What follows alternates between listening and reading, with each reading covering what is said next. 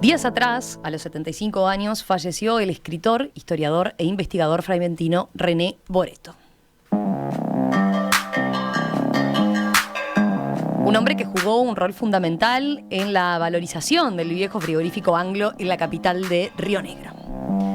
Boreto fue impulsor del proceso que terminó con lo que fue la declaratoria de ese paisaje industrial como Patrimonio de la Humanidad por la UNESCO, algo que se concretó allá por 2015.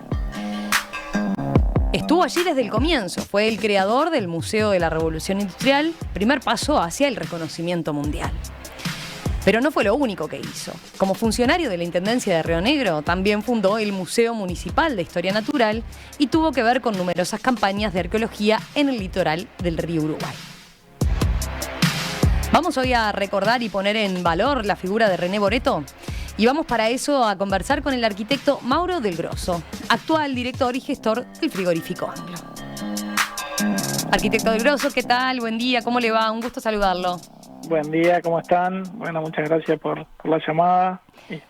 Sí, estamos para hablar de nuestro amigo René. ¿Rosario? Bueno, por supuesto que yo lo conocí personalmente, no puedo dejar de recordar la primera vez que fui a ese lugar, al Anglo, que entonces se llamaba Barrio del Anglo, y bueno, y pensé, esto es una ruina, pero estaba todo lo que había significado el Anglo para la ciudad de Fraiventos, dándole trabajo a gran parte de su población. Recuerdo que René Boreto en ese momento tenía dos ámbitos. Uno de ellos reproducía una oficina con los muebles que había podido rescatar, y en ese sentido abrió un fichero en el cual recuerdo que estaban todos los funcionarios que habían pasado, se ríe Del Grosso, habían pasado y eran un montón, venían de todos lados del mundo, y en particular recuerdo la ficha de un lituano, fíjate vos. Bueno, pensé, viene de tan lejos a trabajar a esto, debe ser muy importante. Luego repetí la visita años más tarde y ya había un laboratorio del Lato. Y la tercera visita fue cuando la construcción fenomenal de la UTEC, que además respetó perfectamente, a mi entender por lo menos, las fachadas de la calle principal. Bueno, todo esto habla de una evolución, porque parece muy fácil hoy hablar de un patrimonio declarado y reconocido mundialmente como lo que es, y no aquella ruina que recuerdo, una caldera cerca del muelle, que destruido por supuesto, pero que daba la impresión de lo que había sido. Las viviendas, por ejemplo, tal cual los ingleses hacían, contemplaban todas las necesidades, estaban concesionadas al banco hipotecario, creo, o sea, todas habitadas. La casa del gerente, que era una maravilla, solo conservaba la mesa del billar enorme con su luminaria, pero el resto estaba vacío. Me gustaría, arquitecto Del Grosso, que nos contaras hoy, que cuenta con otros apoyos, en cuanto ha avanzado esa primera impresión nefasta que yo tuve.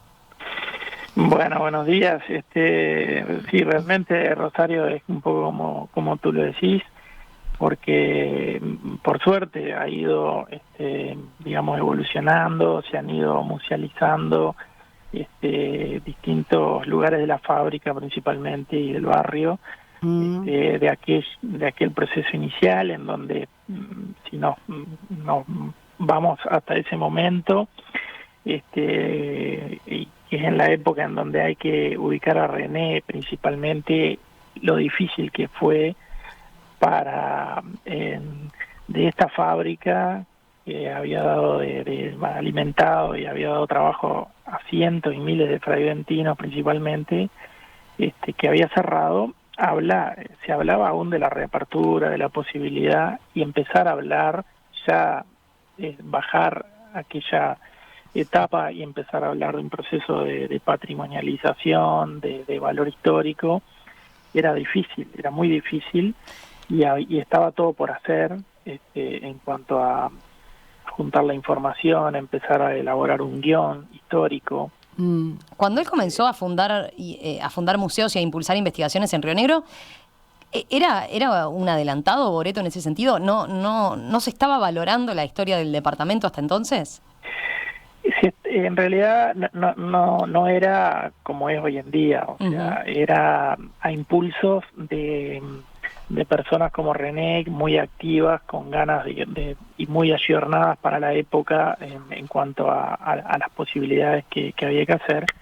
Comento, por ejemplo, todo lo que él hizo en la parte de las poblaciones prehispánicas, ¿no? La presencia de charrúas, toda en la zona de la Yeguada, que también fue un precursor de investigaciones arqueológicas, junto con Félix Bernal, que ellos iban, realizaban excavaciones, iban haciendo todo ese trabajo minucioso, muchas veces con muy poco apoyo o sin apoyo, a modo de emprendimiento, digamos, de cosas que había que hacer, y ellos tomaban la responsabilidad, y así fueron, en cierta medida, empezando a elaborar esos guiones y a poner en el mapa y a crear conciencia en los freventinos de que tenían un elemento fundamental para favorecer la visita, el turismo, porque no creo que haya en el mundo una planta industrial que conserve sus características como lo hace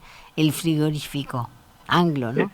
Exactamente. Bueno, y una de las facetas, digamos, de la historia que René impulsó mucho es la trascendencia que tuvo esta fábrica a nivel mundial.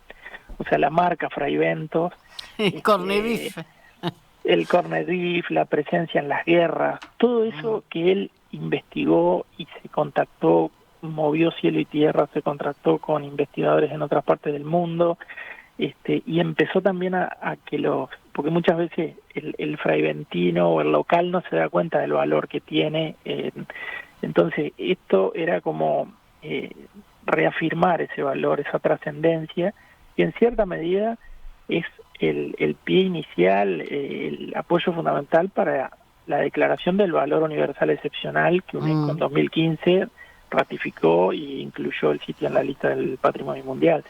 Por ejemplo, el kiosco de la Reina, que es una donación que hizo la fábrica, la Liebig, a la ciudad de Fray Bentos. Estás hablando del kiosco en el centro de la plaza. En el centro de la Plaza Constitución. Que era para una orquesta, ¿no? Exacto, una stand band que lo donó la fábrica, motivó el antecedente del ángulo.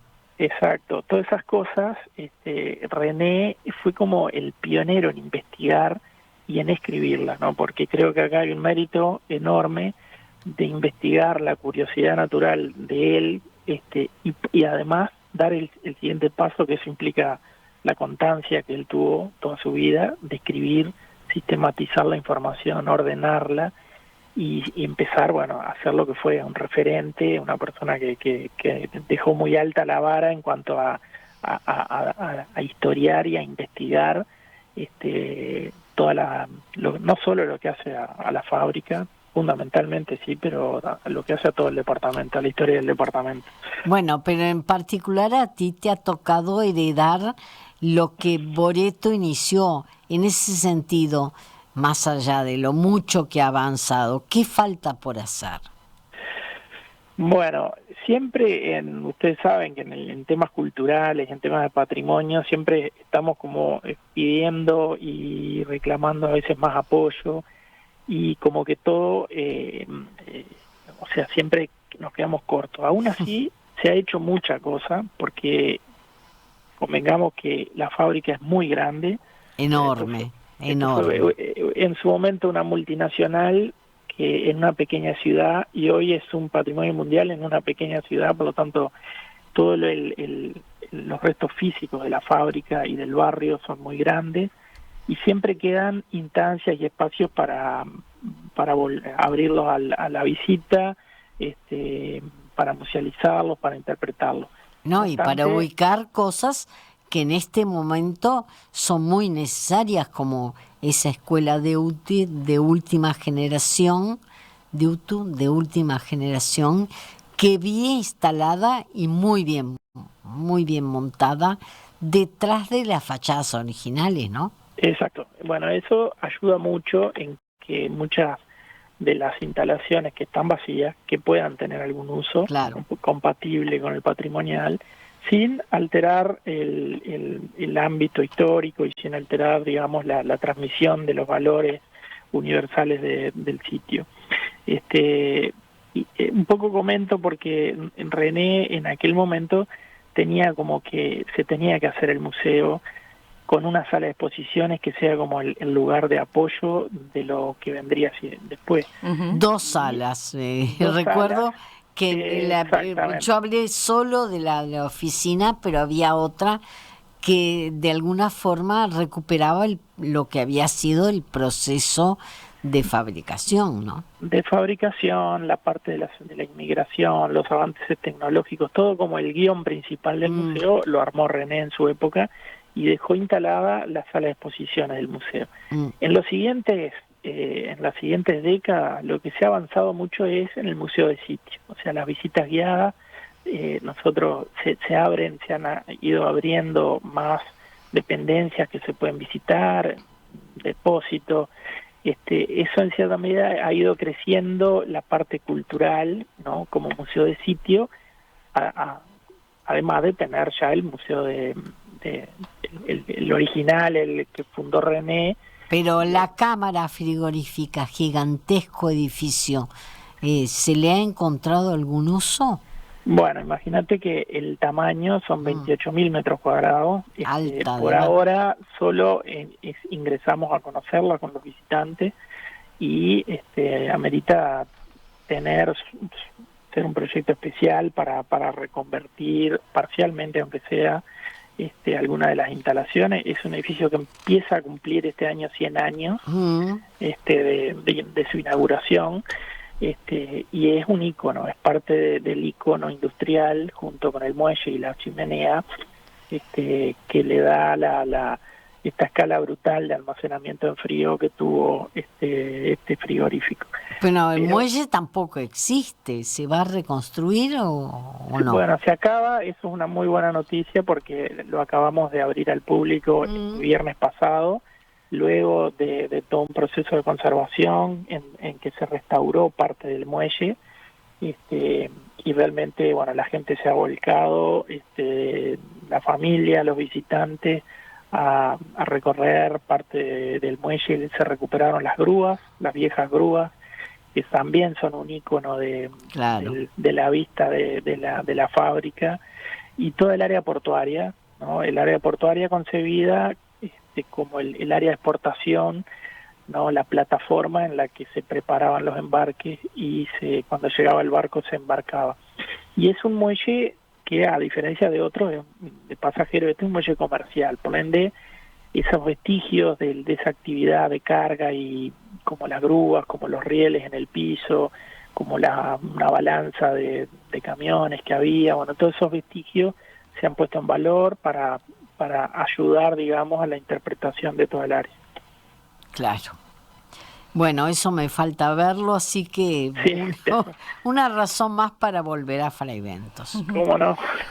Para terminar, Del Grosso, ¿cuál diría que es un poco, bueno, el legado de Boreto y qué le quedó, ¿no?, a la sociedad fraiventina ahora tras su partida, habiendo sido un hombre clave, ¿no?, en aprender a valorizar lo que tenían, en impulsar que este proyecto creciera y llegara a donde llegó?